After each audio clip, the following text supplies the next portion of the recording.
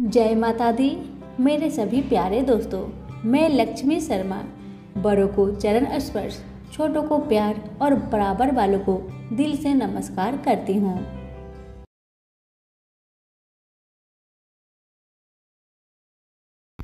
आज मैं आप सभी को सुना रही हूँ सातों बारों की व्रत कथा। कहा जाता है कि जो भी भक्त सातों बारों की कथा का श्रवण करने से पहले अपनी मनोकामना को इनके सामने रखकर कथा का श्रवण करता है, उसकी सारी मनोकामना जल्दी पूरी होती है। इसलिए कथा को सुनने से पहले आपकी मन की इच्छा भगवान के सामने रखें, फिर कथा का श्रवण करें। और अगर हमारी सुनाई हुई कथा आपको अच्छी लगे तो दूसरों को शेयर करना ना भूलें। अब आप सुनेंगे सातों बारों की प्रथम कथा, सोमवार की व्रत कथा। शास्त्रों के अनुसार सोमवार को भगवान शिव जी का पूजा अर्चना की जाती है और इस दिन व्रत करने से और इनका कथा का श्रवण करने से भगवान शिव और देवी पार्वती प्रसन्न होती है और आपका जीवन धन्य धान्य से भर जाता है। सभी अनिष्टों का हरण कर भगवान शिव अपने भक्तों के कष्टों को दूर करते हैं। सोमवार का व्रत नियमित करने और व्रत कथा सुनने से भगवान शिव तथा देवी पार्वती की अनुकंपा बनी रहती है, जिससे पति पत्नी में वाद विवाद झगड़े नहीं होते और परिवार खुशहाल रहता है, काम में बरकत मिलती है और सभी कष्टों का नाश होता है। सभी मिलकर बोलिए उमापति शंकर भगवान की जय। अब सुनिए कथा को पूरा जरूर सुनिएगा। एक समय की बात है, त्रिपुरारी भुजंगधारी श्री काशीपति महादेव जगत माता पार्वती के साथ प्रसन्न रूप में विराजमान थे। जगत माता ने उनसे अनुरोध किया, भगवान कोई कथा कहिए। इस पर भगवान भूत भावन किंचित मुस्कुराए और बोले, हे पार्वती सुनिए, पूर्व समय में कुसमांड नामक एक ऋषि का पुत्र मंडप नाम से विख्यात था। वह बाल्यकाल में ही कुसंगति के कारण पाप कर्म में लीन हो गया था। अतः उसकी निंदित कथाओं को सुनकर उसके पिता, माता, भाई आदि सभी संबंधियों ने भी उसको अपने से अलग कर दिया। वह पूर्व जन्म के कर्मों के कारण किसी का कहना नहीं मान रहा था। उसकी आदतें यहाँ तक खराब हो गई कि वह साधु महात्मा, सत्पुरुषों एवं देवी देवताओं तक की निंदा करने लगा। युवा होने पर वह दूसरी स्त्रियों के प्रेम में फंस गया। प्रेम के बस में होकर वह औरों के द्रव्य आदि की चोरी में लीन हो गया। उसके दो घनिष्ठ मित्र थे, एक था नापित, दूसरा का नाम था पटहारा। इन तीनों ने मिलकर विचार किया कि किसी धनी के घर चोरी करके अधिक धन प्राप्त किया जाए। अतः तीनों ने मिलकर राजा के यहाँ चोरी की। इस चोरी के कारण बहुत सा धन हाथ लग गया। सारा धन मंडप के पास था। दोनों मित्रों के मांगने पर भी उसने उन दोनों का हिस्सा नहीं दिया। इस धन को वह एक वेश्या के यहाँ ले गया। वेश्या के यहाँ वह प्रेम लीला करने लगा। इस बीच उसको प्यास लगी। पलंग के नीचे रखी गिलास उसने खाली कर दी, मगर उसका स्वाद कुछ दूसरा ही था। इसमें क्या था? उसने वेश्या से पूछा। इसमें मंदिरा था। वेश्या ने बताया। मंडप को इससे बड़ा दुख हुआ। मदिरा पान करके उसने महापाप किया है, यह सोचकर वह बड़ा दुख करने लगा। पर वेश्या बराबर मदिरा का गुणगान करती गई। उसने मंडप को फुसलाकर और मदिरा पिला दी तथा उसका सारा धन लेकर उसे बाहर निकाल दिया। होश में आने पर मंडप बड़ा विलाप करने लगा। पश्चाताप करता हुआ वह अपने मित्रों के पास आया और अपनी सारी आप बीती सुना दी। उन मित्रों ने कहा, हे मित्र, तुमने मदिरा पान करके बड़ा पाप किया है। अब तुम इसका प्रायश्चित करो। मुझे प्रायश्चित का उपाय बताओ। बिना प्रायश्चित के सुरापान का दोष नहीं मिटेगा, अतः उस वेश्या के स्वर्ण प्राप्त कर दान करो।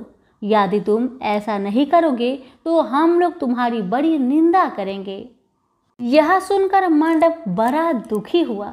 वह वेश्या के पास आया और वेश्या से अपना सारा दुखड़ा सुनाया। उसने वेश्या से स्वर्ण की मांग की। इस पर वेश्या बड़ी बिगड़ी और बोली, तुमने जो धन दिया है अब उसकी मांग मत करो। वेश्याएं कभी मिला हुआ धन वापस नहीं करती। क्या तुमको इस साधारण नियम का भी ज्ञान नहीं है?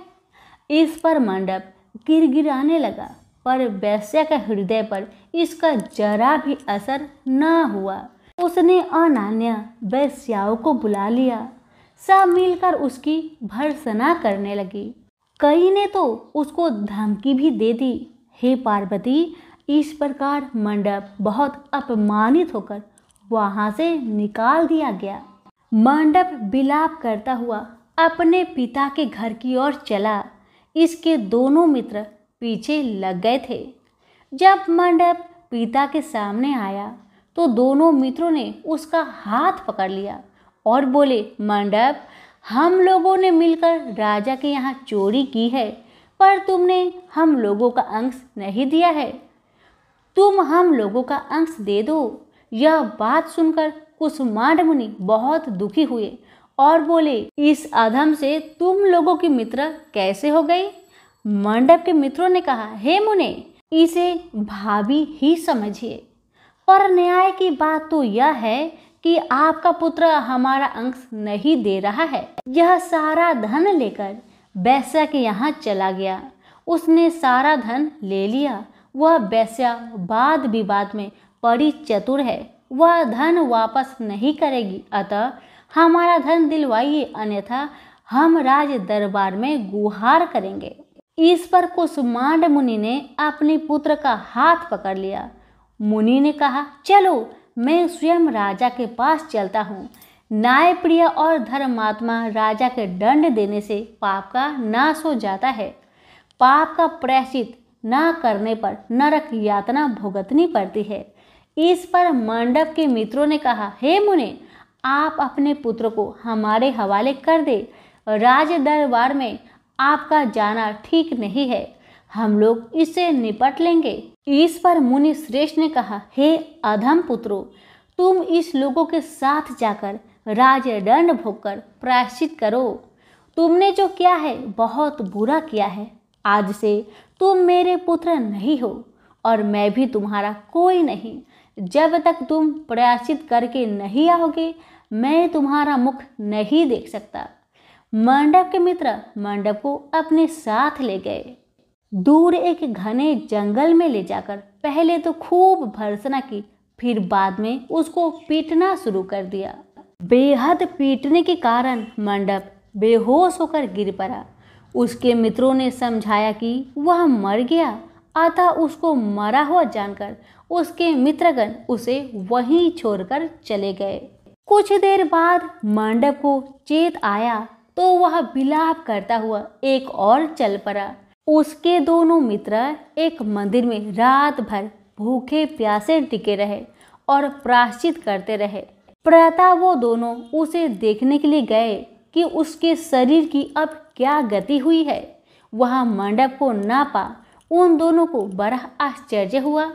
फिर तो वो समझ गए कि मंडप मरा नहीं है, वह जीवित है और कहीं चला गया है। उस दिन शिव महात्म्य को जानने वाले लोग पंचक्रोशात्मक लिंग की प्रदक्षिणा कर रहे थे। मंडप भी उन लोगों के साथ हो गया। यात्रीगण कर्ममेश्वर के समीप रहे। मंडप ने भी वहां रहकर सारी रात जागरण किया। सब यात्रियों ने उसको साधु मान लिया और इस बात को भी वे मान गए कि वह परम शिव कुसुमांड का पुत्र मंडप है। मंडप शिव व्रतधारी परम शिव साधु के रूप में मान लिया गया। मंडप ने शंकर प्रतिमा के समक्ष नृत्य और भजन प्रारंभ किया।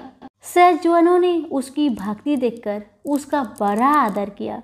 मंडप भी सत्संग से परम भक्ति भाव वाला हो गया। अब उसको ज्ञान हो गया कि शिव भक्ति के प्रताप से ही उसका इतना आदर हो रहा है, वह सबका प्रिय हो गया है।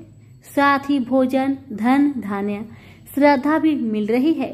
मंडप चंडिका देवी के मंदिर में आया। वहां काशी के धर्म के सज्जनों द्वारा भीम चंडी की पूजा हो रही थी। मंडप का वहां बड़ा आदर किया गया। रात्रि में मंडप ने क्षेत्र महात्म्य कहा और सुना। इसके बाद शिव भक्तों और विष्णु भक्तों ने मिलकर कीर्तन किया। मंडप ने इस नृत्य कीर्तन में प्रमुख भाग लिया। इससे प्रसन्न हो सबने मंडप की भूरी भूरी प्रशंसा की। इस प्रकार मंडप का मन शिव में लग गया। हे पार्वती, इस प्रकार मंडप मेरे क्षेत्र की प्रदक्षिणा करने लगा। ब्रह्म हत्या, सूरापान और चौड़े कर्म आदि सभी पापों से छुटकारा पाने के लिए मेरी स्तुति करने लगा। इस प्रकार की आराधना से वह सारे पापों से मुक्त हो गया। देहली विनायक में आकर मंडप जिह्वा की लोतुपता से मुक्त होकर केवल शिव शिव का उच्चारण करने लगा। उसकी इस साधना और भक्ति भाव को देखकर सर्वत्र उसका बड़ा आदर और मान सम्मान होने लगा। हे पार्वती, मंडप ने अन्न जल सब त्याग दिया और बार बार विलाप कर कहने लगा कि ब्राह्मण शरीरधारी होकर भी मैंने स्वर्ण की चोरी की, साध्वी माता को ठगा, वैश्यागमन सूरापान किया, ब्राह्मण शब्द का हनन किया। पश्चात से मंडप विहल हो गया।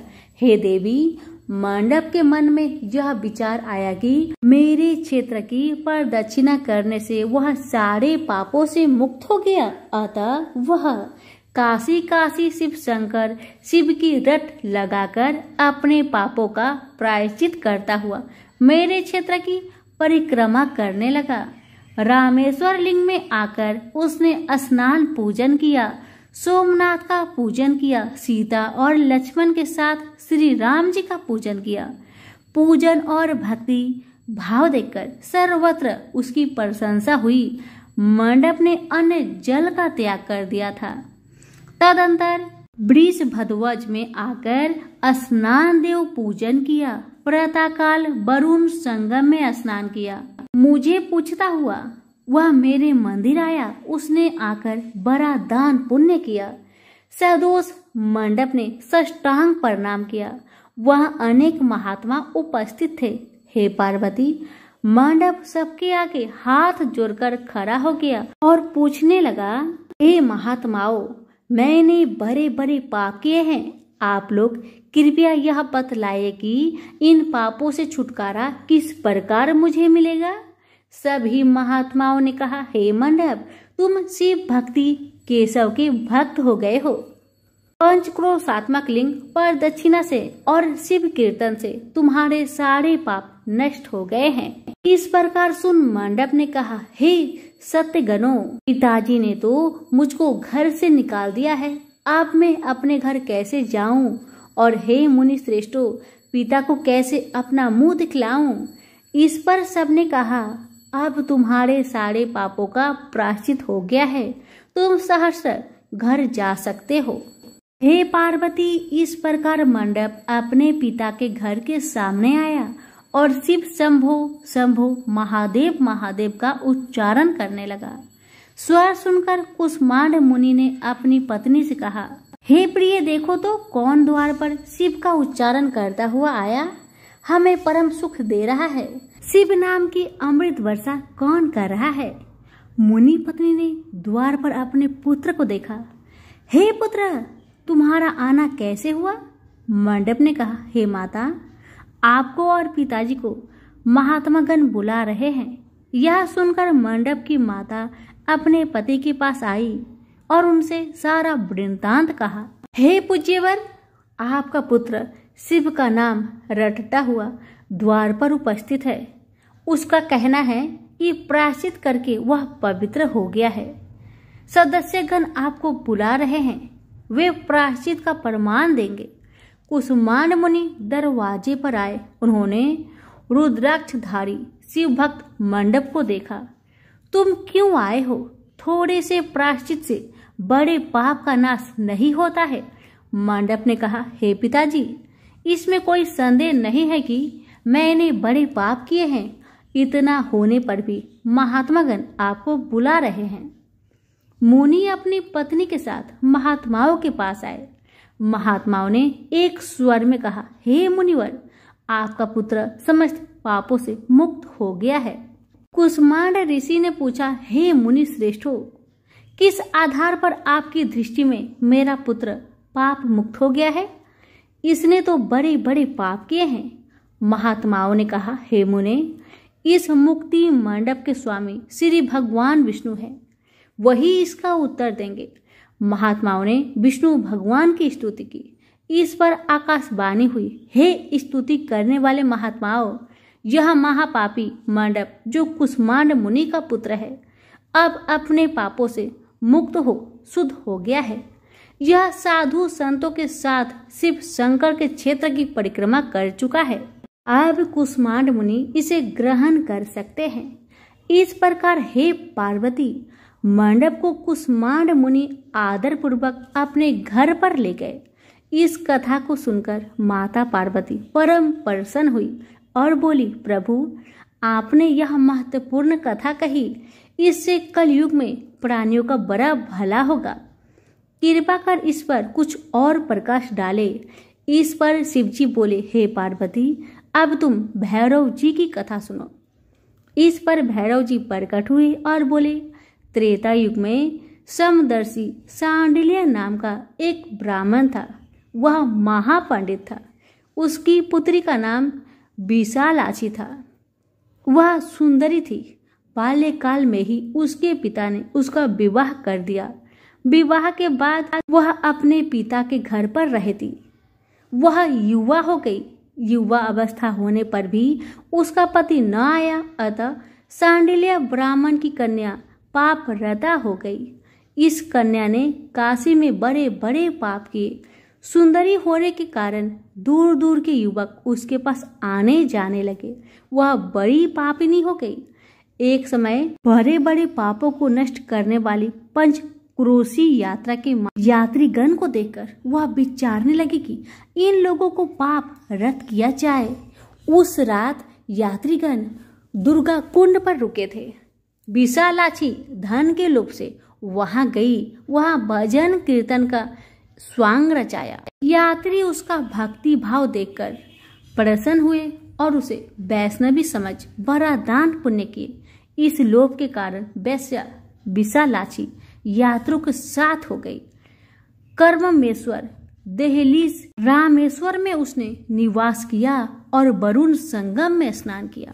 यात्रियों द्वारा उसने काशी महात्म्य कथा भी श्रवण की। इस सत्संग समागम से विशालाक्षी की आंखें खुल गई। उसने अपने पर बड़ा पश्चाताप किया। यात्रियों को उसने सारा धन लौटा दिया और पाप से अलग होने का निर्णय कर लिया। उसने महात्माओं से पूछा, हे देवताओं, मैं बड़ी पापनी हूँ, कृपा मेरी मुक्त का उपाय कहिए। इस पर महात्माओं ने कहा, हे देवी, तुम धन्य हो, तुमको पापों से भय नहीं करना चाहिए। तुमने काशी क्षेत्र की प्रदक्षिणा की है, अब तुम हमारे साथ प्रदक्षिणा जारी रखो। विशालाक्षी ने उपयुक्त वचनों पर विश्वास किया। वह महात्माओं के साथ हो गई। 5वें दिन सभी यात्री वृषभ खंड में रहे। वह भी उन्हीं के साथ रही। सभी ने वरुणा संगम में स्नान किया और आदि केशव का पूजन किया। विशालाक्षी मुक्ति मंडप में आई। उसने बड़े भक्ति भाव से शिव शंकर की पूजा की। इस प्रकार विशालाक्षी सभी पापों से मुक्त हो गई। उसके पिता सांडिल्य ने बड़े आदर के साथ उसे अपने घर में स्थान दिया। वह इस प्रकार पवित्र हो गई। भैरव जी बोले, हे पार्वती, यह काशी क्षेत्र का महात्म्य है। इसे पढ़ने सुनने से सबका कल्याण होता है। तो सभी प्रेम से बोलिए, उमापति शंकर भगवान की जय हो, लक्ष्मी नारायण की जय हो, भैरव जी की जय हो। 80,000 मुनि एकत्र होकर पुराणों के ज्ञाता श्री सूत जी से पूछने लगे, हे महामुने, आपने हमें अनेक पुराणों की कथाएं सुनाई है। अब कृपा करके हमें ऐसा व्रत और कथा बताए जिसके करने से संतान की प्राप्ति हो तथा मनुष्य को रोग शोक अग्नि स्वर्ग दुख आदि का भय दूर हो जाए, क्योंकि कलयुग में सभी जीवों की आयु बहुत कम है। फिर इस पर उन्हें रोग चिंता के कष्ट लगे रहेंगे तो फिर वह श्री हरि के चरणों में अपना ध्यान कैसे लगा सकेंगे। श्री सूत जी बोले, हे मुनियों, आपने लोक कल्याण के लिए बहुत ही उत्तम बात पूछी है। एक बार युधिष्ठिर ने भगवान श्री कृष्ण से लोक कल्याण के लिए यही प्रश्न किया था। भगवान श्री कृष्ण और युधिष्ठिर का संवाद तुम्हारे सामने कहता हूँ, ध्यान देकर सुनो।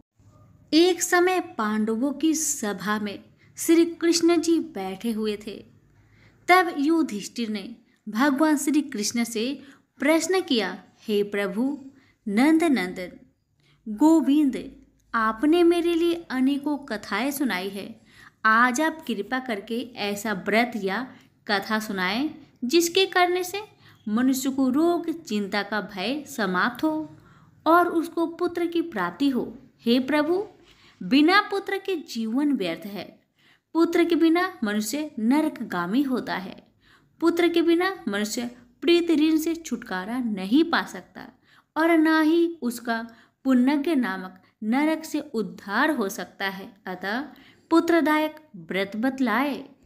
श्री कृष्ण भगवान बोले, हे राजन, मैं एक प्राचीन इतिहास सुनाता हूँ, आप उसे ध्यान पूर्वक सुनो। कुंडलपुर नामक एक नगर था। उसमें नंदा नामक एक ब्राह्मण रहता था। भगवान की कृपा से उसके पास सब कुछ था, फिर भी वह दुखी था। इसका कारण यह था कि ब्राह्मण की स्त्री सुनंदा के कोई संतान न थी। सुनंदा पतिव्रता थी, भक्ति पूर्वक श्री हनुमान जी की आराधना करती थी। मंगलवार के दिन व्रत करके अंत में भोजन बनाकर हनुमान जी को भोग लगाने के बाद स्वयं भोजन करती थी। एक बार मंगलवार के दिन ब्राह्मणी गृह कार्य की अधिकता के कारण हनुमान जी को भोग न लगा सकी, तो इस पर उसे बहुत दुख हुआ। उसने कुछ भी नहीं खाया और अपने मन में प्रण किया कि अब तो अगले मंगलवार को ही हनुमान जी का भोग लगाकर अन्न जल ग्रहण करूंगी। ब्राह्मणी सुनंदा प्रतिदिन भोजन बनाती, श्रद्धापूर्वक पति को खिलाती, परंतु स्वयं भोजन नहीं करती और मन ही मन श्री हनुमान जी की आराधना करती थी। इसी प्रकार 6 दिन गुजर गए और ब्राह्मणी सुनंदा अपने निश्चय के अनुसार भूखी प्यासी निराहार रही। अगले मंगलवार को ब्राह्मणी सुनंदा प्रातः काल ही बेहोश होकर गिर पड़ी। ब्राह्मणी सुनंदा की इस असीम भक्ति के प्रभाव से श्री हनुमान जी बहुत प्रसन्न हुए और प्रकट होकर बोले, सुनंदा, मैं तेरी भक्ति से बहुत प्रसन्न हूँ, तू उठ और वर मांग। सुनंदा अपने आराध्य देव श्री हनुमान जी को देखकर आनंद की अधिकता विह्वल हो श्री हनुमान जी के चरणों में गिरकर बोली, हे प्रभु, मेरी कोई संतान नहीं है, कृपा करके मुझे संतान प्राप्ति का आशीर्वाद दे, आपकी अति कृपा होगी। श्री महावीर जी बोले, तेरी इच्छा पूर्ण होगी, तेरे एक कन्या पैदा होगी, उसके अष्टांग प्रतिदिन सोना दिया करेंगे। इस प्रकार कहा। श्री महावीर जी अंतर ध्यान हो गए। ब्राह्मणी सुनंदा बहुत हर्षित हुई और सभी समाचार अपने पति से कहा। ब्राह्मण देव कन्या का वरदान सुनकर कुछ दुखी हुए, परंतु सोना मिलने की बात सुनी तो बहुत प्रसन्न हुए। विचार किया कि ऐसी कन्या के साथ मेरी निर्धनता समाप्त हो जाएगी। श्री हनुमान जी की कृपा से वह ब्राह्मणी गर्भवती हुई और 10वें महीने में उसे बहुत ही सुंदर पुत्री प्राप्त हुई। यह बच्ची अपने पिता के घर ठीक उसी तरह से बढ़ने लगी जिस प्रकार शुक्ल पक्ष का चंद्रमा बढ़ता है। 10वें दिन ब्राह्मण ने उस बालिका का नामकरण संस्कार करवाया। उसके कुल पुरोहित ने उस बालिका का नाम रत्नावली रखा, क्योंकि यह कन्या सोना प्रदान किया करती थी। इस कन्या ने पूर्व जन्म में बरेही विधान से मंगल देव का व्रत किया था। रत्नावली का अष्टांग बहुत सा सोना देता था। उस सोने से नंदा ब्राह्मण बहुत ही धनवान हो गया। अब ब्राह्मणी भी बहुत अभिमान करने लगी थी। समय बीतता रहा। अब रत्नावली 10 वर्ष की हो चुकी थी। एक दिन जब नंदा ब्राह्मण प्रसन्न चित्त था, तब सुनंदा ने अपने पति से कहा, मेरी पुत्री रत्नावली विवाह की योग हो गई है, अतः आप कोई सुंदर तथा योग वर देखकर इसका विवाह कर दे। जा सुन ब्राह्मण बोला, अभी तो रत्नावली बहुत छोटी है। तब ब्राह्मणी बोली, शास्त्रों की आज्ञा है कि कन्या 8वें वर्ष में गौरी, 9 वर्ष में राहिनी, 10वें वर्ष में कन्या, इसके पश्चात रजवाला हो जाती है। गौरी के दान से पाताल लोक की प्राप्ति होती है। राहिनी के दान से बैकुंठ लोक की प्राप्ति होती है। कन्या के दान से इंद्र लोक में सुखों की प्राप्ति होती है। अगर हे पतिदेव रजवाला का दान किया जाता है तो घोर नरक की प्राप्ति होती है। इस पर ब्राह्मण बोला, अभी तो रत्नावली मात्र 10 ही वर्ष की है और मैंने तो 16-16 साल की कन्याओं का विवाह कराया है, अभी जल्दी क्या है। तब ब्राह्मणी सुनंदा बोली, आपको तो लोभ अधिक हो गया लगता है। शास्त्रों में कहा गया है कि माता पिता और बड़ा भाई रजवाला कन्या को देखते हैं तो वह अश्वही नरकगामी होते हैं। तब ब्राह्मण बोला, अच्छी बात है, कल मैं अवश्य ही योग वर की तलाश में अपना दूत भेजूंगा। दूसरे दिन ब्राह्मण ने अपने दूत को बुलवाया और आज्ञा दी कि जैसी सुंदर मेरी कन्या है वैसा ही सुंदर वर उसके लिए तलाश करो। दूत अपने स्वामी की आज्ञा पाकर निकल पड़ा। पंपई नगर में उसने एक सुंदर लड़के को देखा। यह बालक एक ब्राह्मण परिवार का बहुत गुणवान पुत्र था। इसका नाम सोमेश्वर था। दूत ने इस सुंदर व गुणवान ब्राह्मण पुत्र के बारे में अपने स्वामी को पूर्ण विवरण दिया। ब्राह्मण नंदा को भी सोमेश्वर अच्छा लगा और फिर शुभ मुहूर्त में विधि पूर्वक कन्यादान करके ब्राह्मण ब्राह्मणी संतुष्ट हुए। परंतु ब्राह्मण के मन में तो लोभ समाया हुआ था।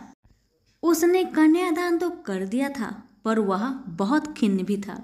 उसने विचार किया कि रत्नावली तो अब चली जाएगी और मुझे इससे जो सोना मिलता था वह अब नहीं मिलेगी। मेरे पास जो धन था कुछ तो इसके विवाह में खर्च हो गया और जो शेष बचा है वह भी कुछ दिनों पश्चात समाप्त हो जाएगी। मैंने तो इसका विवाह करके बहुत बड़ी भूल कर दी है। अब कोई ऐसा उपाय हो कि रत्नावली मेरे घर में ही बनी रहे, अपने ससुराल ना जाए। लोभ रूपी राक्षस ब्राह्मण के मस्तिष्क पर छाता जा रहा था। रात भर अपनी सैया पर बेचैनी से करवट बदलते बदलते उसने एक बहुत ही क्रूर निर्णय लिया। उसने विचार किया कि जब रत्नावली को लेकर उसका पति सोमेश्वर अपने घर के लिए जाएगा तो वह मार्ग में छिपकर सोमेश्वर का वध कर देगा और अपनी लड़की को अपने घर ले आवेगा, जिससे नियमित रूप से उसे सोना भी मिलता रहेगा और समाज का कोई मनुष्य उसे दोष भी नहीं देगा। प्रातःकाल हुआ तो नंदा और सुनंदा ने अपनी जामाई तथा लड़की को बहुत सारा धन देकर विदा कर दिया। सोमेश्वर अपनी पत्नी रत्नावली को लेकर ससुराल से अपने घर की तरफ चल दिया। ब्राह्मण नंदा महालोभ के भसीभूत हो अपनी मति खो चुका था। पाप पुण्य को उसे विचार न रहा था। अपने भयानक व क्रूर निर्णय को कार्य रूप देने के लिए उसने अपने दूत को मार्ग में अपने जामाई का वध करने के लिए भेज दिया था। ताकि रत्नावली से प्राप्त होने वाला सोना उसे हमेशा मिलता रहे और वो कभी निर्धन ना हो। ब्राह्मण के दूत ने अपने स्वामी की आज्ञा का पालन करते हुए उसके जामाई सोमेश्वर का मार्ग में ही वध कर दिया। समाचार प्राप्त कर ब्राह्मण नंदा मार्ग में पहुंचा और रोदन करती अपनी पुत्री रत्नावली से बोला, हे पुत्री, मार्ग में लुटेरों ने तेरे पति का वध कर दिया है। भगवान की इच्छा का आगे किसी का कोई वश नहीं चलता है। अब तू घर चल, वहां पर ही रहकर शेष जीवन व्यतीत करना। जो भाग्य में लिखा है वही होगा। अपने पति की अकाल मृत्यु से रत्नावली बहुत दुखी हुई। करुण क्रदन व रुदन करते हुए अपने पिता से बोली, हे पिताजी, इस संसार में जिस स्त्री का पति नहीं है उसका जीना व्यर्थ है। मैं अपने पति के साथ ही अपने शरीर को जला दूंगी और सती होकर अपने इस जन्म को, माता पिता के नाम को तथा सास ससुर के यश को सार्थक करूंगी। ब्राह्मण नंदा अपनी पुत्री रत्नावली के वचनों को सुनकर बहुत दुखी हुआ। विचार करने लगा, मैंने व्यर्थ ही जामाई का वध का पाप अपने सिर लिया। रत्नावली तो उसके पीछे अपने प्राण तक देने को तैयार है। मेरा तो दोनों तरफ से मरण हो गया। धन तो अब मिलेगा नहीं। जामाई वध के पाप के फलस्वरूप यम यातना भी भुगतनी पड़ेगी। यह सोचकर वह बहुत खिन्न हुआ। सोमेश्वर की चिता बनाई गई। रत्नावली सती होने की इच्छा से अपने पति का सिर अपने गोद में रखकर चिता में बैठ गई।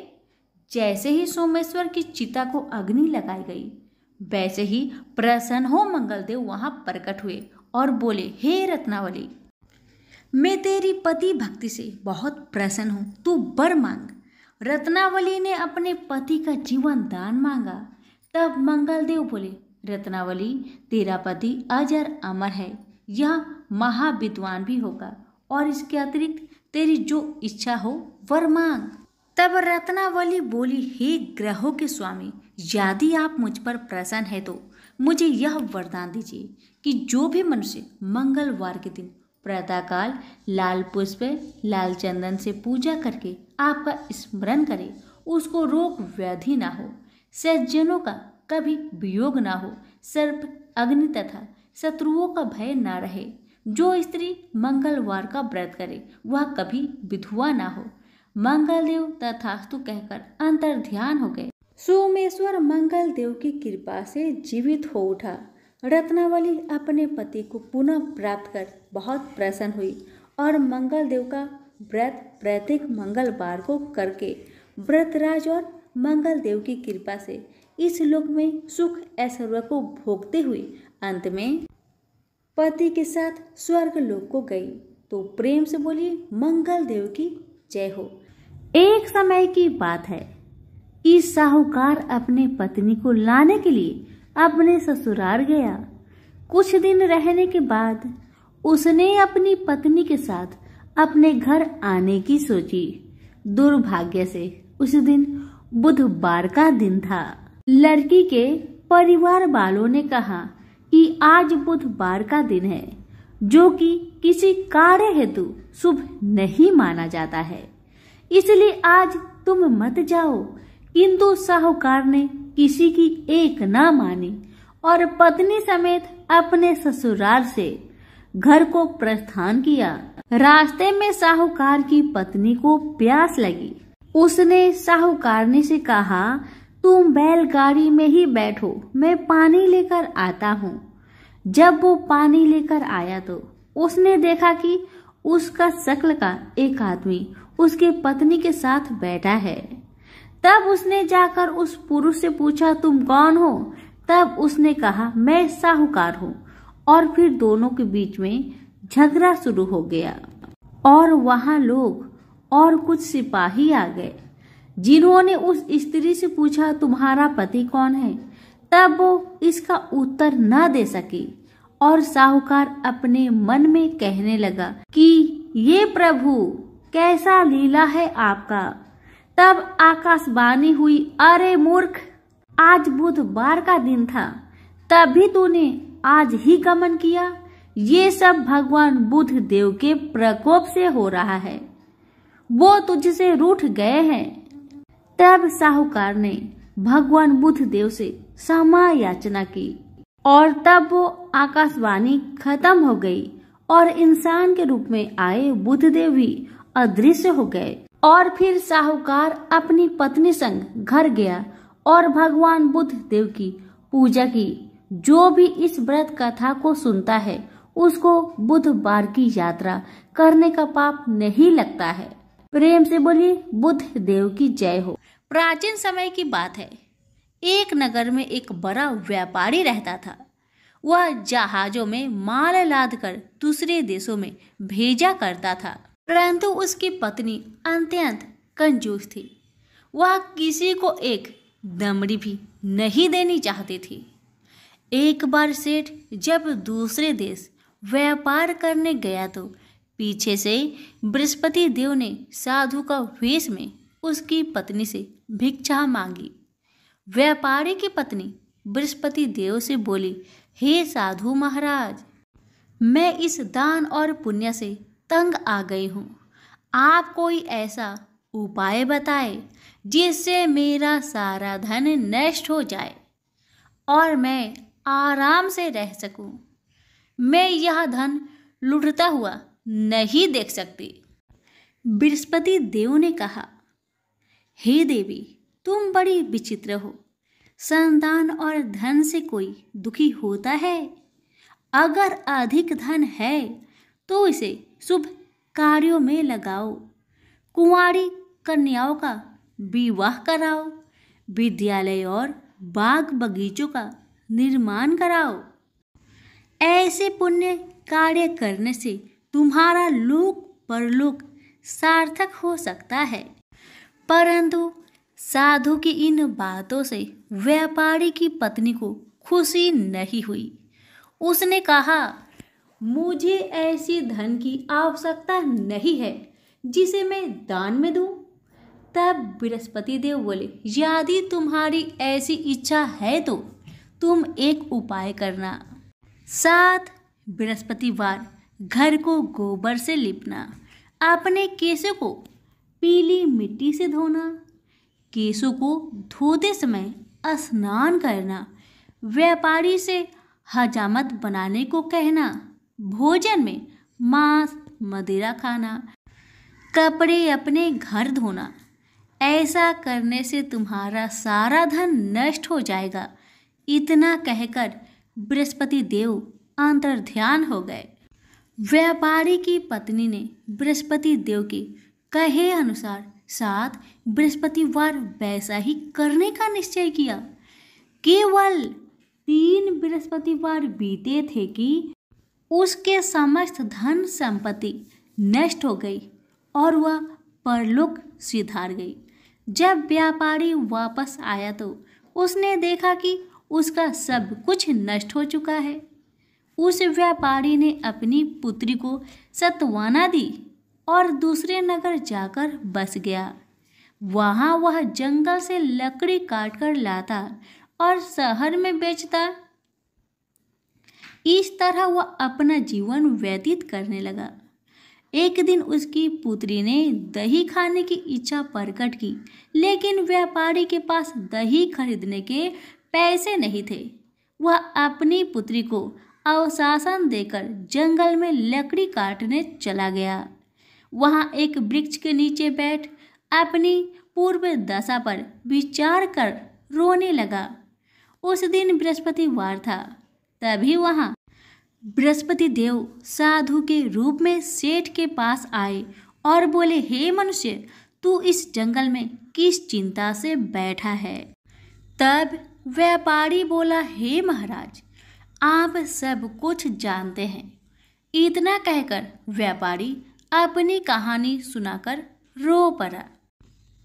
बृहस्पति देव बोले, देखो बेटा, तुम्हारी पत्नी ने बृहस्पति देव का अपमान किया था, इसी कारण तुम्हारा यह हाल हुआ है।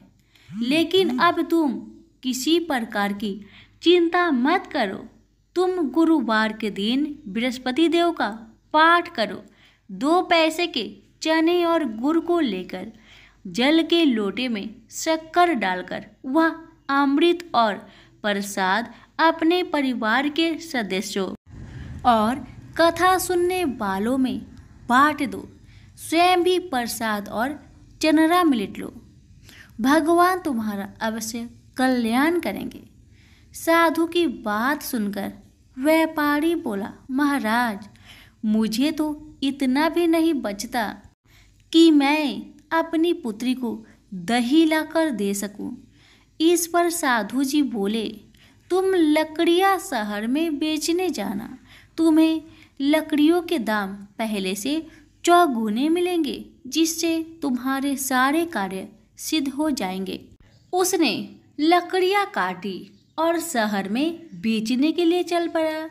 उसकी लकड़ियां अच्छे दाम में बिक गई, जिससे उसने अपनी पुत्री के लिए दही लिया और गुरुवार की कथा हेतु चना गुड़ लेकर कथा की और प्रसाद बांटकर स्वयं भी खाया।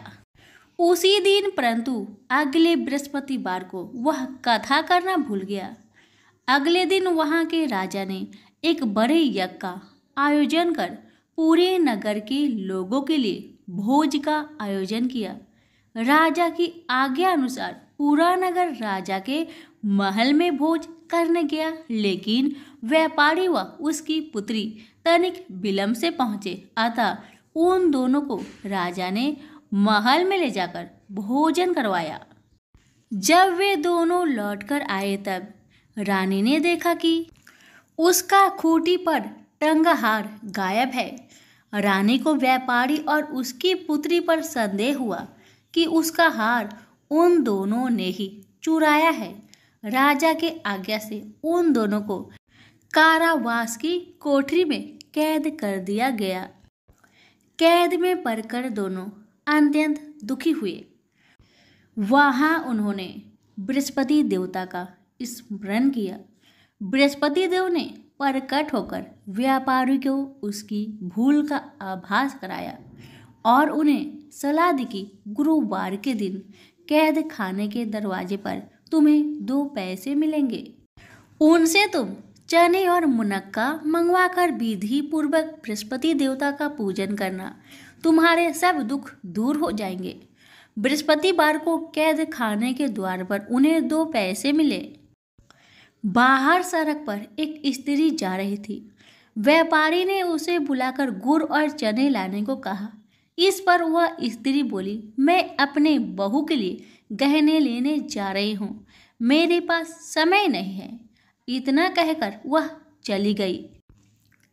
थोड़ी देर बाद वहां से एक और स्त्री निकली। व्यापारी ने उसे बुलाकर कहा कि हे बहन, मुझे बृहस्पतिवार की कथा करनी है, तुम मुझे 2 पैसे का गुड़ चना ला दो। बृहस्पति देव का नाम सुनकर वह स्त्री बोली, भाई, मैं तुम्हें अभी गुड़ चना लाकर देती हूँ। मेरा इकलौता पुत्र मर गया है, मैं उसके लिए कफन लेने जा रही थी, लेकिन मैं पहले तुम्हारा काम करूँगी, उसके बाद अपने पुत्र के लिए कफन लाऊंगी। वह स्त्री बाजार से व्यापारी के लिए गुड़ चना ले आई और स्वयं भी बृहस्पति देव की कथा सुनी। कथा के समाप्त होने पर वह स्त्री कफन लेकर घर गई। घर पर लोग उसके पुत्र की लाश को राम नाम सत्य है कहते हुए शमशान ले जाने की तैयारी कर रहे थे। स्त्री बोली, मुझे अपने लड़के का मुख देख लेने दो। अपने पुत्र का मुख देखकर उस स्त्री ने उसके मुख में प्रसाद और चेनामृत डाला। प्रसाद और चेनामृत के प्रभाव से वह पुनः जीवित हो गया।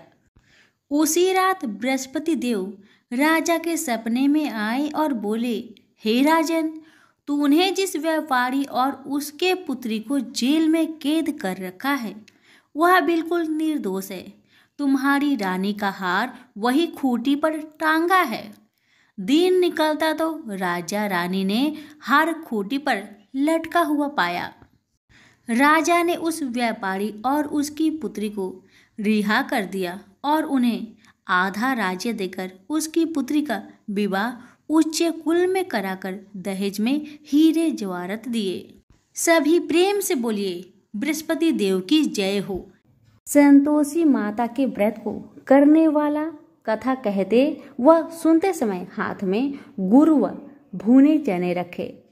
सुनने वाले संतोषी माता की जय, संतोषी माता की जय, इस प्रकार जय जयकार मुख से बोलते जाए। कथा समाप्त होने पर हाथ का गुड़ चना गौ माता को खिलाए। कलश में रखा हुआ गुड़ चना सबको प्रसाद रूप में बांटे। कथा से पहले कलश को जल से भरे, उसके ऊपर गुड़ चने से भरा कटोरा रखे।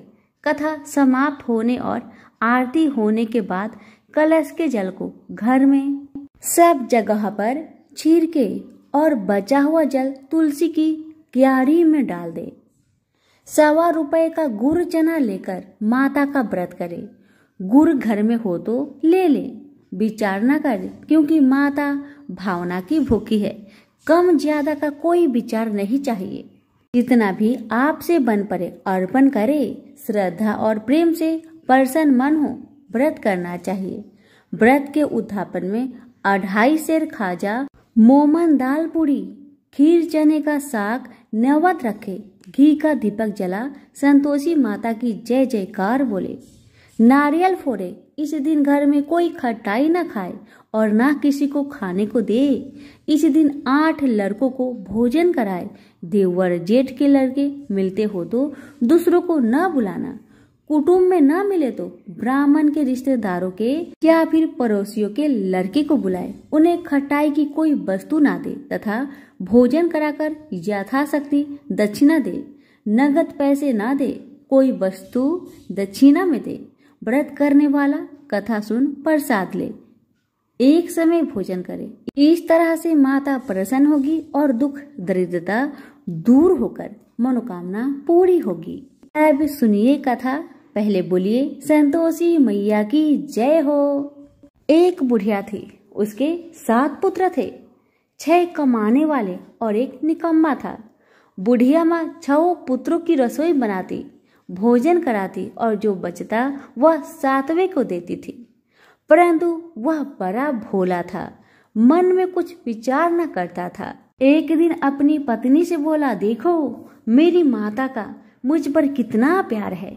वह बोली, क्यों नहीं, सबका जूठा बचा हुआ तुमको जो खिलाती है। वह बोला, ऐसा भी कहीं हो सकता है। मुझे तुम्हारी बातों पर भरोसा नहीं। जब तक मैं अपनी आंखों से ना देख लूं, मैं मान नहीं सकता। पत्नी ने कहा, देख लोगे तब मानोगे। कुछ दिन बाद बड़ा त्योहार आया। घर में 7 प्रकार के भोजन और चूरमा के लड्डू बने। वह जांचने को सिर दर्द का बहाना बनाकर पतला कपड़ा सिर पर ओढ़कर रसोई में सो गया और कपड़े में से सब कुछ टुकुर टुकुर देख रहा था। 6 भाई भोजन करने आए। उसने देखा माँ ने उनके लिए सुंदर सुंदर आसन बिछाए, 7 प्रकार की रसोई परोसी। वह आग्रह करके उन्हें जिमाती है। वह देखता रहा। 6 भाई भोजन करके उठे, तब जूठी थालियों में से लड्डुओं के टुकड़ा उठाकर एक लड्डू बनाया। जूठन साफ कर माँ ने उसे पुकारा, उठ बेटा, 6 भाई भोजन कर गए, अब तू ही बाकी है, उठ ना। कब खाएगा? वह कहने लगा, माँ मुझे भोजन नहीं करना, मैं परदेश जा रहा हूँ। माता ने कहा, कल जाता हो तो आज चला जा। वह बोला, हाँ हाँ आज ही जा रहा हूँ। यह कहकर वह घर से निकल गया। चलते समय पत्नी की याद आई। वह गौशाला में कंडे थाप रही थी। वह जाकर बोला, हम जावे परदेश को, आवेंगे कुछ काल, तुम रहियो संतोष से धर्म अपनो पाल। वह बोली, जाओ पिया आनंद से, हमरो सोच हटाए, राम भरोसे हम रहे, ईश्वर तुम्हें सहाय। देवो निशानी अपनी, देख धरु मन धीर, सुधी हमारी ना बिसारियो, रखियो मन गंभीर। वह बोला, मेरे पास तो कुछ नहीं, यह अंगूठी है, सो ले लो और अपनी निशानी मुझे दे। वह बोली, मेरे पास क्या है, यह गोबर भरा हाथ है। यह कह उसकी पीठ में गोबर की हाथ की थप्पी मार दी। वह चला गया। चलते चलते दूर देश में पहुंचा। वहां एक साहूकार की दुकान थी। वहीं जाकर रहने लगा और कहने लगा, भाई मुझे नौकरी पर रख लो। साहूकार को जरूरत भी थी। तो वह बोला, ठीक है रह जा। लड़के ने पूछा, तनख्वाह क्या दोगे? साहूकार ने कहा, काम देखकर दाम मिलेगा। साहूकार की नौकरी मिली। वह सवेरे 7 बजे से रात तक नौकरी करने लगा।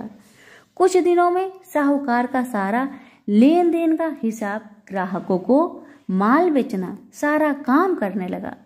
साहूकार के 7-8 नौकर थे। सब चक्कर खाने लगे कि या तो बहुत होशियार बन गया। सेठ ने भी काम देखा और 3 महीने में उसे आधे मुनाफे का साझीदार बना दिया और 12 बरस में नामी सेठ बन गया और मालिक सारा कारोबार उसके ऊपर छोड़कर बाहर चला गया। अब उधर पत्नी के साथ क्या होता है उसे सुनिए। सास ससुर उसे दुख देने लगे। सारी गृहस्थी का काम करा के उसे लकड़ी लेने जंगल में भेजते और घर की रोटियों के आटे से जो भूसी निकलती थी उसकी रोटी बनाकर रख दी जाती थी और फूटी नारियल की खोपड़ी में पानी। इस तरह दिन बीतते रहे। एक दिन की बात है, वह लकड़ी लेने जा रही थी कि रास्ते में बहुत सी स्त्रियां संतोषी माता की व्रत करती दिखाई दी। वहीं खड़ी हो, वह भी कथा सुन और बहनों से बोली, बहन तुम किस देवी देवता का व्रत करती हो और इसके करने से क्या फल होता है? इस व्रत की करने की विधि क्या है? यदि तुम अपने इस व्रत का विधान मुझे समझाकर कहोगी तो मैं भी तुम्हारा बड़ा एहसान मानूंगी। तब उनसे एक स्त्री बोली, सुनो, यह संतोषी माता का व्रत है। इसके करने से निर्धनता, दरिद्रता का नाश होता है, लक्ष्मी आती है, मन की चिंताएं दूर होती है, घर में होने से मन को सुख, प्रसन्नता और शांति मिलती है। व्रत के दिन घर में खटाई कोई न खाए। यह सुनकर बहू चल दी। रास्ते में लकड़ी बोझ को बेच दिए और उन पैसों से गुड़ चना ले माता के व्रत की तैयारी कर आगे चली गई और सामने मंदिर देख पूछने लगी, यह मंदिर किसका है? सब बच्चे कहने लगे, संतोषी माता का मंदिर है। यह सुन माता के मंदिर में जा माता के चरणों में लौटने लगी। दिन हो विनती करने लगी, माँ मैं निपट मूर्ख हूँ, व्रत के नियम कुछ नहीं जानती, मैं बहुत दुखी हूँ। हे माता जगत जननी, मेरा दुख को दूर कर, मैं तेरी शरण में हूँ। माता को दया आई। एक शुक्रवार बीता कि दूसरे शुक्रवार को ही इसके पति का पत्र आया और तीसरे को उसका भेजा पैसा भी आ गया। यह देख जेठानी मुंह सिकुड़ने लगी, इतने दिनों में इतना पैसा आया, इसमें क्या बुराई है? लड़के ताने देने लगे कि काकी बुलाने से भी नहीं बोलेगी। बेचारी सरलता से कहती, भैया पत्र आवे, रुपया आवे तो हम सबके लिए अच्छा है। ऐसा कहकर आंखों में आंसू भरकर संतोषी माता के मंदिर में आ मातेश्वरी के चरणों में गिरकर रोने लगी। माँ मैंने तुमसे पैसा नहीं, मुझे पैसे से क्या काम है माँ, मुझे तो अपने सुहाग से काम है। मैं तो अपनी स्वामी के दर्शन और सेवा मांगती हूँ। तब माता ने प्रसन्न होकर कहा, जा बेटी तेरी स्वामी आएगा। यह सुन खुशी से बावली हो घर का काम काज करने लगी। अब संतोषी माँ विचार करने लगी, इस भोली पुत्री से मैंने तो कह दिया तो उसका पति आएगा, पर आवेगा कहाँ से? वह तो इसे सपने में भी याद नहीं करता। उसे याद दिलाने के लिए मुझे जाना पड़ेगा। इस तरह माता बुढ़िया के सपने में जा प्रकट हो कहने लगी, साहूकार के बेटे सोता है या तू जागता है? वह बोला, माता सोता भी नहीं जागता भी नहीं, बीच में ही हूँ, कहो क्या आज्ञा है? माँ कहने लगी, तेरा घर बार कुछ है या नहीं? वह बोला, मेरा सब कुछ है माँ, बाप भाई बहन व पत्नी, क्या कमी है? माँ बोली, भोले पुत्र तेरी स्त्री घोर कष्ट उठा रही है, तेरे माँ बाप उसे दुख दे रहे हैं, वह तेरे लिए तरस रही है, तू उसकी सुधि ले। वह बोला, माता यह तो मुझे मालूम है, परंतु जाओ कैसे?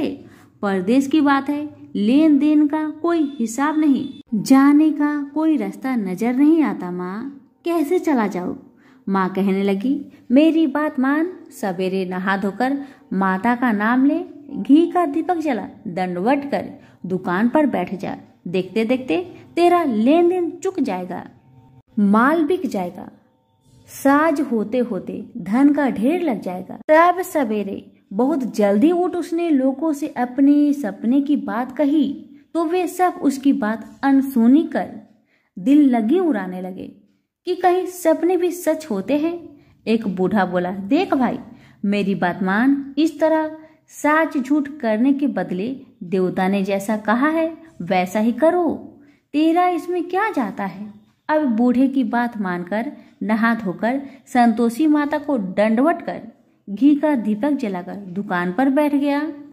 थोड़ी देर में क्या देखता है कि दिन वाले रुपए लाए, लेने वाले हिसाब लेने लगे, कोठे में भरे सपनों के खरीदार नगद दाम में सौदा करने लगे। शाम तक धन का ढेर लग गया। माता का यह चमत्कार देख खुश हो मन में माता का नाम ले घर जाने की वास्ते गहना कपड़ा खरीदने लगा और वहां के काम से निपटकर तुरंत रवाना हुआ। वहां पत्नी बेचारी जंगल में लकड़ी लेने जाती, लौटते वक्त माता जी की मंदिर में विश्राम करती है। वह तो उसका रोज रुकने का स्थान ठहरा। दूर से धूल उठती देखकर वह माता से पूछती है, हे माता यह धूल कैसे उड़ रही है? माँ कहती है, हे पुत्री तेरा पति आ रहा है, अब तू ऐसा कर लकड़ियों के 3 बोझ बना ला, एक नदी के किनारे रख, दूसरा मेरे मंदिर पर और तीसरा अपने सिर पर रख।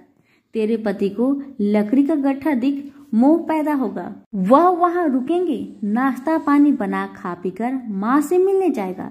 तब तू लकड़ी का बोझ उठाकर जाना और बीच में चौक के गड्ढा डालकर 3 आवाजें लगाना, लो सासू जी लकड़ियों का गट्ठा लो, भूसे की रोटी दो, नारियल की खोपरे में पानी दो, आज मेहमान कौन आया है।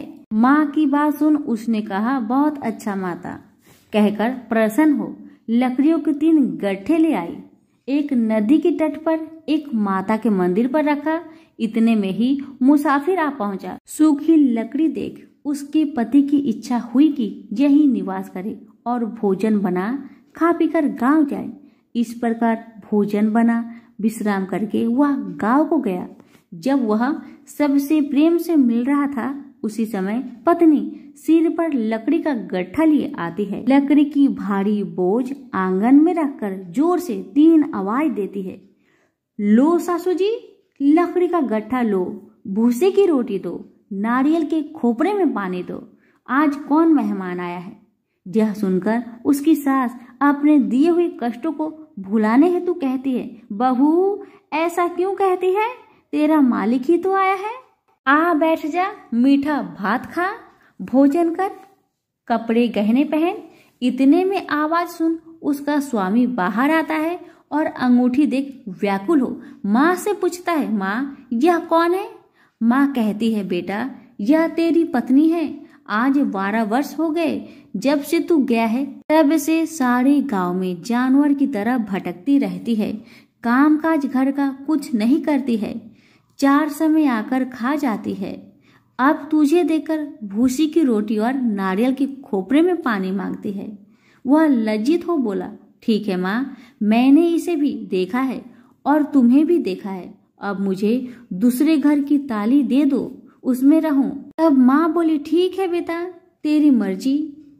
इतना कहकर ताली का गुच्छा पटक दिया। उसने ताली लेकर दूसरे कमरे में जो तीसरी मंजिल के ऊपर था उसे खोलकर सारा सामान जमाया। एक दिन में ही वहां राजा के महल जैसा ठाट बाट बन गया। अब क्या था, वो दोनों सुखपूर्वक रहने लगे। इतने में अगला शुक्रवार आया। बहू ने अपने पति से कहा कि मुझको माँ का उद्यापन की तैयारी करना है और इतना कहकर तैयारी करने लगी। जेठ के लड़कों को भोजन के लिए कहने गई। उन्होंने मंजूर किया, परंतु पीछे जेठानी बच्चों को सिखाती है, देखो रे भोजन के समय खटाई मांगना, जिससे उसका उद्यापन पूरा ना हो। लड़के जीवने आए, खीर पेट भर खाए, परंतु याद आते ही कहने लगे, हमें कुछ खटाई दो, खीर खाना हमें भाता नहीं, खीर देखकर तो हमें अरुचि होती है। बहू कहने लगी, खटाई किसी को नहीं दी जाएगी, यह तो संतोषी माता का प्रसाद है। लड़के उठ खड़े हुए और बोले, पैसे लाओ। भोली बहू कुछ जानती नहीं थी, सो उन्हें पैसे दे दिए। लड़के उसी समय उठ इमली लाकर खाने लगे। यह देखकर संतोषी माता बहू पर क्रोधित हुई। राजा के दूत उसके पति को पकड़ कर ले गए। जेठ जेठानी मन माने खोटे वचन कहने लगे।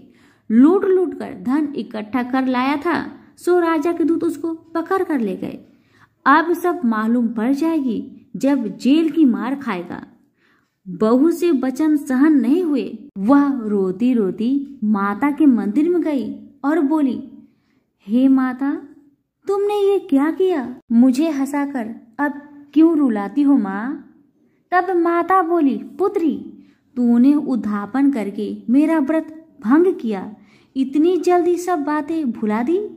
वह कहने लगी, माता, भूली तो नहीं हूँ, न कुछ अपराध किया है, मुझे तो लड़कों ने भूल में डाल दिया, मैंने भूल से उन्हें पैसे दे दिए, मुझे क्षमा करो माँ, मुझे क्षमा करो।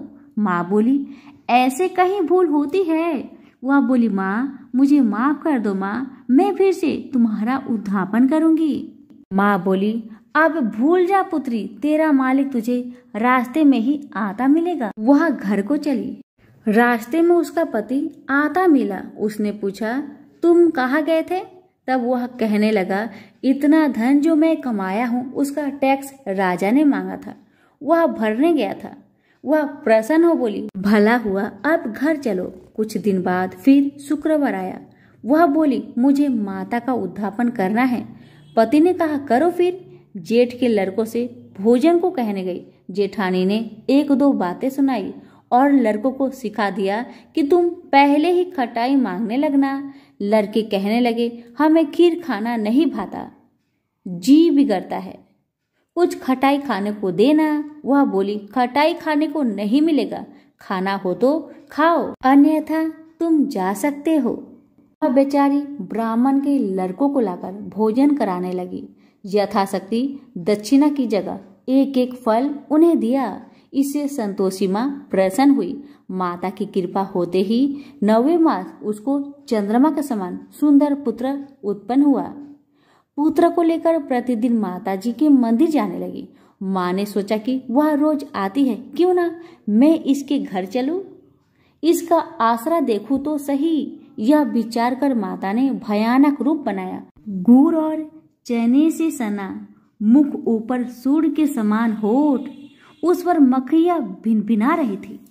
दहलीज में पांव रखते ही उसकी सास चिल्लाई, देखो रे, कोई चुड़ैल चली आ रही है, लड़कों इसे भगाओ नहीं तो किसी को खा जाएगी। लड़के डरने लगे और चिल्लाकर खिड़की बंद करने लगे। बहू रोशनदार से देख रही थी, प्रसन्नता से पागल होकर चिल्लाने लगी, आज मेरी माँ आई है, आज मेरी माँ मेरे घर को आई है। यह कहकर बच्चे को दूध पीने से हटाती है। इतने में सास का क्रोध फूट पड़ा। बोली, रांड, इसे देखकर कैसी उतावली हुई जो बच्चे को पटक दिया।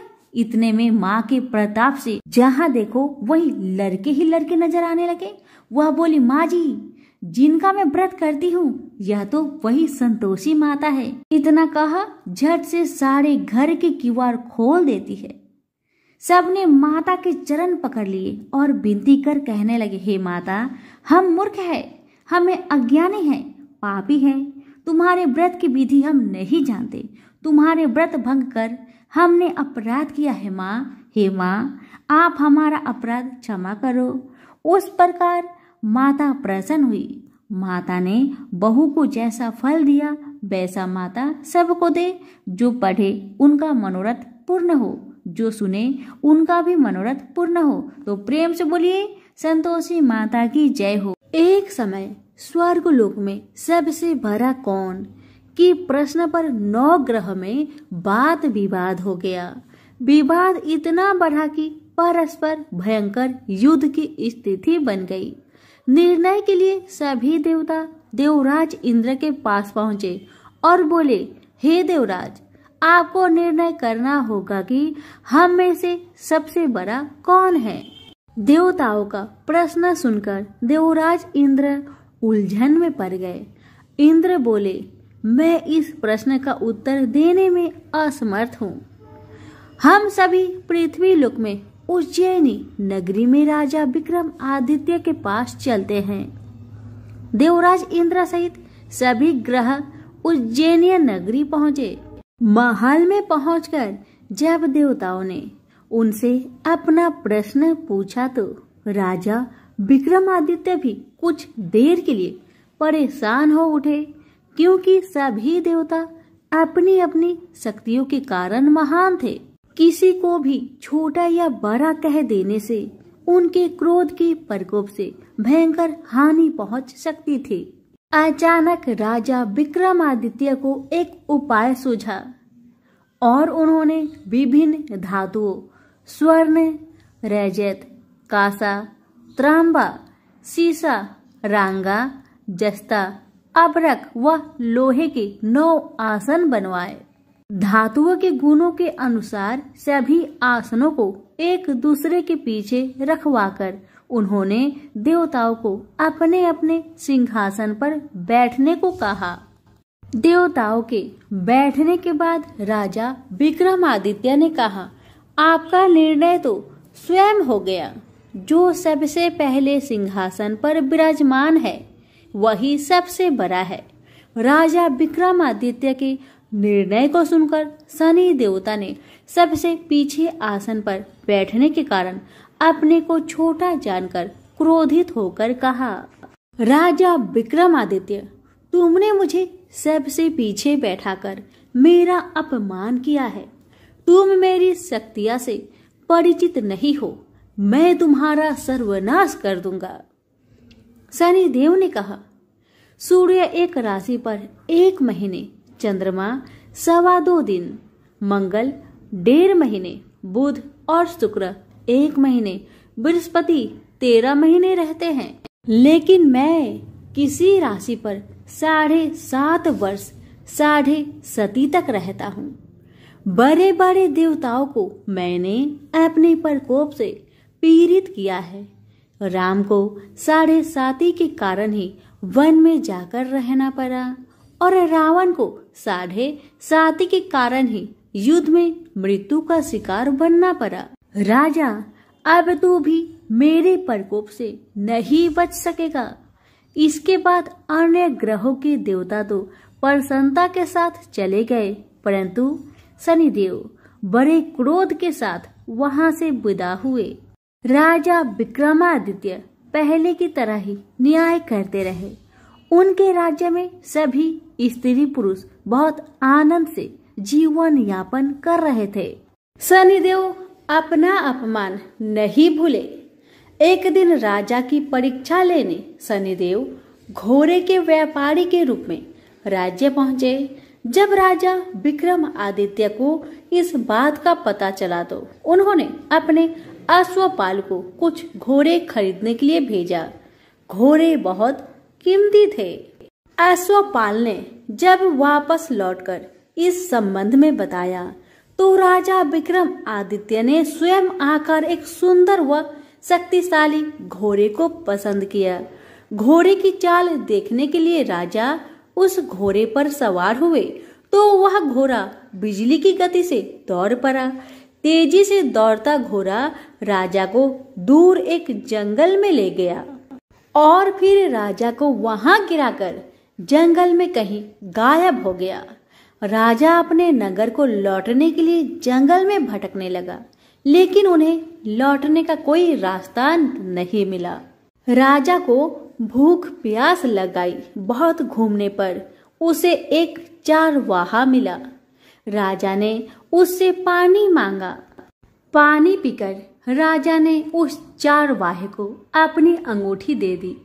फिर उससे रास्ता पूछकर वह जंगल से निकलकर पास के नगर में पहुंचा। राजा ने एक सेठ की दुकान पर बैठकर कुछ देर आराम किया। उस सेठ ने राजा से बातचीत की तो राजा ने उसे बताया कि मैं उज्जैनी नगरी से आया हूँ। राजा के कुछ देर दुकान पर बैठने से सेठ जी की बहुत बिक्री हुई। सेठ ने राजा को बहुत भाग्यवान समझा और खुश होकर उसे अपने घर भोजन के लिए ले गया। सेठ के घर में सोने का एक हार खूंटी पर लटका हुआ था। राजा को उस कमरे में छोड़कर सेठ कुछ देर के लिए बाहर गया। तभी एक आश्चर्यजनक घटना घटी। राजा के देखते देखते सोने की उस हार को खूंटी निगल गई। सेठ ने कमरे में लौटकर हार को गायब देखा तो चोरी का संदेह राजा पर ही किया, क्योंकि उस कमरे में राजा ही अकेला बैठा था। सेठ ने अपने नौकरों से कहा कि इस परदेसी को रस्सियों से बांधकर नगर के राजा के पास ले चलो। राजा ने विक्रमादित्य से हार के बारे में पूछा तो उसने बताया कि उसके देखते ही देखते खूंटी ने हार को निगल लिया था। इस पर राजा ने क्रोधित होकर चोरी करने के अपराध में विक्रमादित्य के हाथ पांव काटने का आदेश दे दिया। राजा विक्रमादित्य के हाथ पांव काटकर उसे नगर की सड़क पर छोड़ दिया गया। कुछ दिन बाद एक तेली उसे उठाकर अपने घर ले गया और उसे अपने कोल्हू पर बैठा दिया। राजा आवाज देकर बैलों को हाँकता रहता। इस तरह तेली का बैल चलता रहा और राजा को भोजन मिलता रहा। शनि के प्रकोप की 7.5 पूरी होने पर वर्षा ऋतु प्रारंभ हुई। राजा विक्रमादित्य एक रात मेघ मल्हार गा रहा था कि तभी नगर के राजा की लड़की राजकुमारी मोहिनी रथ पर सवार उस तेली के घर के पास से गुजरी। उसने मेघ मल्हार सुना तो उसे बहुत अच्छा लगा और दासी को भेजकर गाने वाले को बुला लाने को कहा। दासी ने लौटकर राजकुमारी को अपंग राजा के बारे में सब कुछ बता दिया। राजकुमारी उसके मेघ मल्हार से बहुत मोहित हुई, अतः उसने सब कुछ जानकर भी अपंग राजा से विवाह करने का निश्चय कर लिया। राजकुमारी ने अपने माता पिता से जब यह बात कही तो वह हैरान रह गए। रानी ने मोहिनी को समझाया, बेटी तेरे भाग्य में तो किसी राजा की रानी होना लिखा है, फिर तू उस अपंग से विवाह करके अपने पांव पर कुल्हाड़ी क्यों मार रही हो। राजकुमारी ने अपनी जिद नहीं छोड़ी। अपनी जिद पूरी कराने के लिए उसने भोजन करना छोड़ दिया और प्राण त्याग देने का निश्चय कर लिया। आखिर राजा रानी को बेबस होकर अपंग विक्रमादित्य से राजकुमारी का विवाह करना पड़ा। विवाह के बाद राजा विक्रमादित्य और राजकुमारी तेली के घर में रहने लगे। उसी रात स्वप्न में शनि देव ने राजा से कहा, राजा तुमने मेरा प्रकोप देख लिया। मैंने तुम्हें अपने अपमान का दंड दिया है। राजा ने शनि देव से क्षमा करने को कहा और प्रार्थना की, हे शनिदेव, आपने जितना दुख मुझे दिया है अन्य किसी को न देना। शनिदेव ने कुछ सोचकर कहा, राजा मैं तुम्हारी प्रार्थना स्वीकार करता हूँ। जो कोई स्त्री पुरुष मेरी पूजा करेगा शनिवार को व्रत करके मेरी व्रत कथा सुनेगा, उस पर मेरी अनुकंपा बनी रहेगी। प्रातःकाल राजा विक्रमादित्य की नींद खुली तो अपने हाथ पांव देखकर राजा को बहुत खुशी हुई। उसने मन ही मन शनिदेव को प्रणाम किया। राजकुमारी भी राजा के हाथ पांव सही सलामत देखकर आश्चर्य में डूब गई। तब राजा विक्रमादित्य ने अपना परिचय देते हुए शनिदेव के प्रकोप की सारी कहानी सुनाई। सेठ को जब इस बात का पता चला तो दौड़ता हुआ तेली के घर पहुंचा और राजा के चरणों में गिरकर क्षमा मांगने लगा। राजा ने उसे क्षमा कर दिया, क्योंकि यह सब तो शनिदेव का प्रकोप के कारण ही हुआ था। सेठ राजा को अपने घर ले गया और उसे भोजन कराया। भोजन करते समय वहां एक आश्चर्यजनक घटना घटी।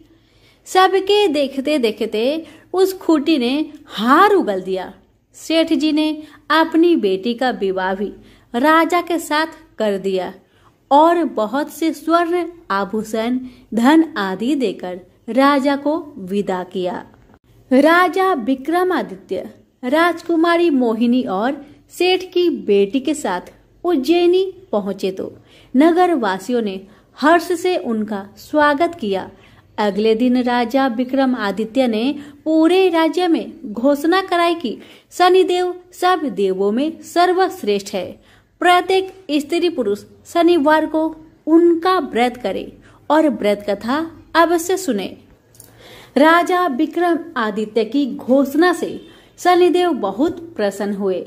शनिवार का व्रत करने और व्रत कथा सुनने के कारण सभी लोग की मनोकामनाएं शनिदेव की अनुकंपा से पूरी होने लगी। सभी लोग आनंद पूर्वक रहने लगे।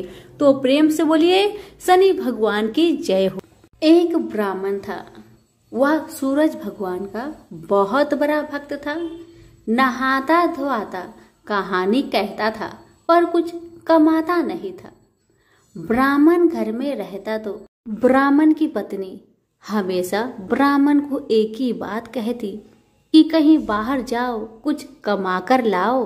ब्राह्मण की बातें सुन ब्राह्मण बहुत परेशान हो जाता था और घर से बाहर कहीं ब्राह्मण जाता तो आस पड़ोस के लोग उसे निकम्मा कहकर अपमानित किया करते थे। सभी लोगों से परेशान होकर ब्राह्मण सूर्य भगवान का पूजन सामग्री लेकर जंगल में चला गया और वह जंगल में एक बहुत बड़ा सूखा पीपल का पेड़ था। उसी पेड़ के नीचे बैठकर सूरज भगवान का पूजन किया करता था और कथा कहता था। उसी पीपल के पेड़ के आसपास एक सूखा सा तालाब था। उसमें थोड़ा सा ही पानी था। उसी पानी से लोटा भरकर वह ब्राह्मण सूर्य नारायण को जल चढ़ाया करता था। पूजा का जल बहकर सूखे पीपल के वृक्ष से होकर सूखे तालाब में जाया करता था। जल के जाते ही सूखे पीपल हरा भरा हो गया और सूखी तालाब साफ पानी से भर गया। तालाब का पानी इतना साफ हो गया कि उसी जल में सूर्य नारायण दिखाई देने लगे और कहने लगे, ब्राह्मण वर मांग, तू क्या मांगना चाहता है? ब्राह्मण ने सुना तो घबरा गया। सोचने लगा कि पीपल में कोई भूत प्रेत तो नहीं रहता। जब भी ब्राह्मण सुबह सूर्य नारायण का पूजा करता तभी आवाज आता। ब्राह्मण इस आवाज को सुनकर बहुत चिंता में पड़ गया और चिंता के कारण उसका शरीर दुबला हो गया। ब्राह्मणी भी कभी कभार अपने पति ब्राह्मण से जंगल में मिलने आया करती थी। ब्राह्मणी ने जब ब्राह्मण को दुबला पतला होते हुए देखा तो उसने पूछा, ब्राह्मण देव, आप दिन ब दिन सूखते क्यों जा रहे हैं? इसका क्या कारण है? तब ब्राह्मण ने सारा कहानी बताया। तब ब्राह्मणी ने कहा कि आपकी पूजा के बाद ही आवाज आती है ना, मुझे तो ये लगता है कि सूरज भगवान स्वयं ही आते हैं। मुझे लगता है सूर्य नारायण आपके व्रत से प्रसन्न है। वह आपको वरदान देने के लिए आते हैं। इसलिए इस बार जब भी आपको आवाज आए तो आप घबराइएगा मत, कुछ भगवान से मांग लीजिएगा। ब्राह्मणी की बातें सुन ब्राह्मण बोला, मैं कैसे मांगू और क्या मांगू? मुझे मांगना तो आता ही नहीं। अगर ज्यादा कुछ मांगना हो तो कहीं कुछ भूल जाओ तो, इसलिए तुम ही कुछ ऐसा उपाय बताओ जिससे मैं एक ही बार में सारा कुछ मांग लूं। ब्राह्मण की बातें सुन ब्राह्मणी ने उत्तर दिया, ब्राह्मण देव, जब भी सूर्य भगवान आपसे वरदान मांगने को कहे तब आप इस प्रकार से कहना, 9 खांडे महल के अंदर सोने के पालने में पर पोते को दास दासियों द्वारा खिलाते अपनी आंखों से देखो। इस प्रकार लंबी उम्र, महल, बेटे पोते, पर पोते और धन सब मिल जाएगा। क्योंकि जब धन होगा तभी तो सोने का पालना दास दासियां होंगे और आंखें घुटने ठीक होंगे, और तभी तो पर पोते को सोने के पालने में झूला झूला सकेंगे और देख सकेंगे। दूसरे दिन पूजा के बाद जैसे ही आवाज आया तो ब्राह्मण ने वैसा ही किया जैसे ब्राह्मणी ने समझाया था। ब्राह्मण ने हाथ जोड़कर सूर्य भगवान से प्रार्थना किया, हे सूर्य नारायण, अगर आप मेरे पूजा से प्रसन्न है तो मुझे वर दीजिए कि 9 खांडे महल के अंदर सोने के पालने में पर पोते को दास दासिया द्वारा खिलाते अपनी आंखों से देखो। ब्राह्मण की बातें सुन सूरज भगवान ने कहा, देखने में तो ब्राह्मण सीधा साधा भोला भाला लगता है, पर एक ही बार में सब मांग लिया। सूरज भगवान ने कहा, जा तेरी इच्छा पूरी हो, जो तुमने मांगा तुम्हें अवश्य मिलेगी। ब्राह्मण जंगल से घर आया तो देखा कि उसकी टूटी हुई झोपड़ी की जगह एक 9 खांडा महल खड़ा है। दास दासी आ और जा रहे थे। ब्राह्मण ने उनसे कहा, यहाँ मेरी झोपड़ी और बूढ़ी ब्राह्मणी रहती थी, वो कहाँ गई क्या तुम्हें पता है? इतने में ही उस 9 खांडे महल के दरवाजे से एक सुंदर औरत गहनों और सुंदर कपड़ों से सजी हुई बाहर आई और ब्राह्मण से बोली, आ जाइए, अपना ही घर है। ये सब तो सूर्य नारायण का चमत्कार है, उन्होंने आपकी मनोकामना को पूर्ण कर दिया है। ब्राह्मण की बातें सुन ब्राह्मण ने कहा, हम इतने सारे धन का क्या करेंगे? ब्राह्मणी ने कहा, क्या नहीं हो सकता है, धन से क्या नहीं हो सकता है, दान पुण्य यज्ञ होम करेंगे। फिर ब्राह्मण ने वैसा ही किया जैसे ब्राह्मणी ने बताया था। अब सब राजा की जगह ब्राह्मण का गुणगान करने लगे। राजा ने ये सब सुनकर ब्राह्मण को बुलवाया और पूछा, कल तक तो आपको खाना भी नहीं मिलता था, आज ऐसा चमत्कार, इतना सारा धन दौलत आपके पास कहाँ से आया? कहीं चोरी करी है या फिर डाका डाला है? ब्राह्मण ने कहा, ये सब तो सूर्य नारायण की कृपा है, और अपनी सारी कहानी राजा को बता दिया कि जंगल में ब्राह्मण के साथ क्या क्या हुआ और कैसे उसने सूर्य नारायण से वरदान मांगा। ब्राह्मण की बातें सुन राजा ने कहा, मेरे पुत्र नहीं है तो मुझे क्या करना चाहिए? ब्राह्मण ने राजा को सूर्य भगवान की पूजा विधि बताई और कहा, महाराज आप भी सूर्य नारायण का व्रत करें, आपकी सारी मनोकामना सूर्य नारायण जरूर पूरी करेंगे। ब्राह्मण के बताए हुए नियम से राजा ने भी सूर्य नारायण का व्रत किया और सूर्य नारायण के व्रत के प्रभाव से राजा को भी पुत्र का प्राप्ति हुआ। सभी सूर्य नारायण की जय जयकार करने लगे। हे सूर्य भगवान, जैसे ब्राह्मण और राजा की मनोकामना को पूर्ण किया वैसे ही सबकी करना, कहानी कहने वाले की, कहानी सुनने वालों की, हुक्कारे भरने वालों की, सबकी मनोकामना को आप पूर्ण करना। प्रेम से बोलिए सूरज भगवान की जय हो। कथा अच्छी लगे तो अभी लाइक शेयर जरूर करें। धन्यवाद।